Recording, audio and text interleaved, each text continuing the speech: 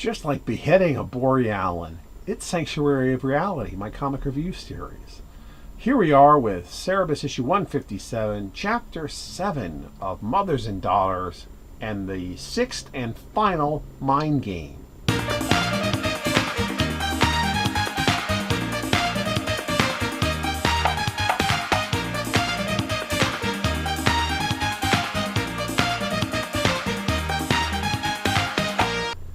Cerebus, still going up from the seventh sphere, reaches the eighth sphere, and finally, I honestly mean it this time, speaks with Scientius Poe. Cerebus claims he's been to the eighth sphere before, but Poe corrects him that was merely just another aspect of the seventh, when he was there the last time they met way back in issue 28. Cerebus tries to go up some more, but Poe reveals there is no sense of direction in the eighth sphere, and when asked what this place is for, he reveals it to be a repository of a person's past, present, and future.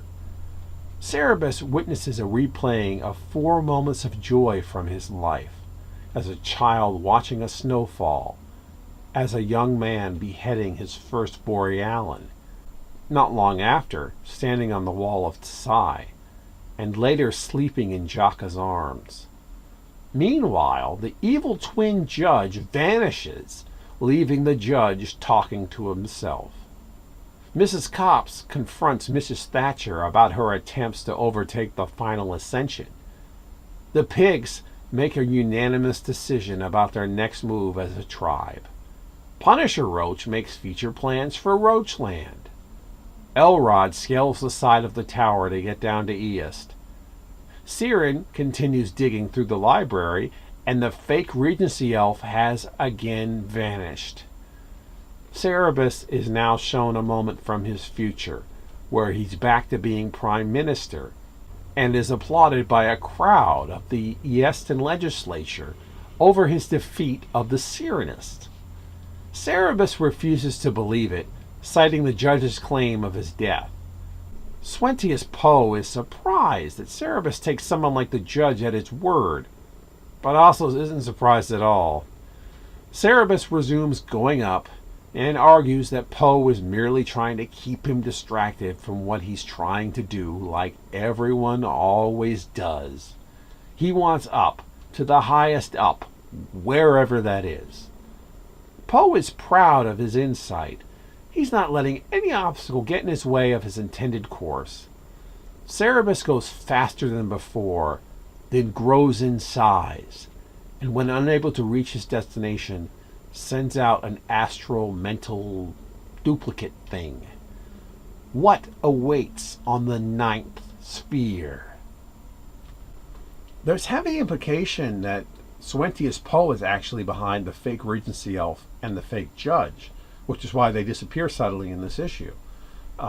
It's because now Scientius Poe is suddenly preoccupied, not able to control them. I think they also hinted that later on in a few issues, that he was behind it, but it's never quite purposely said, so it's also possible that another character or creature or being, I should say, is behind them. Yeah, but that character won't be introduced until latter days, and so that's quite a ways away. So, but we'll talk about it as we go along, I suppose. Cerebus's future vision here, spoiler, never comes true. He doesn't become Prime Minister again, not like this, not exactly. Why doesn't it come true? I guess what Poe said was true. By interacting with it, he created an alternate reality. Or it was a lie to begin with, as Cerebus suspected. I'd like to think that it was a potential future for Cerebus, the most likely one at the time, but he messes it up by knowing about it and intentionally not doing things that would get him to that future. I don't know. It's open to interpretation, as so much in this series is. This was a solid issue. It's actually a bit better story-wise than the last one. It's got a lot more depth of story to it, I would say, as far as mind games go. I really like the flashes to Cerebus' past. There actually will be a few more of those types of things later on in Mothers and Daughters. No more mind games, though. But really, the rest of Flight, the rest of this particular phone book, is all one big mind game for Cerebus. So it stops being an incremental thing and becomes a major aspect of the storyline. Next time, Swentius Poe revealed.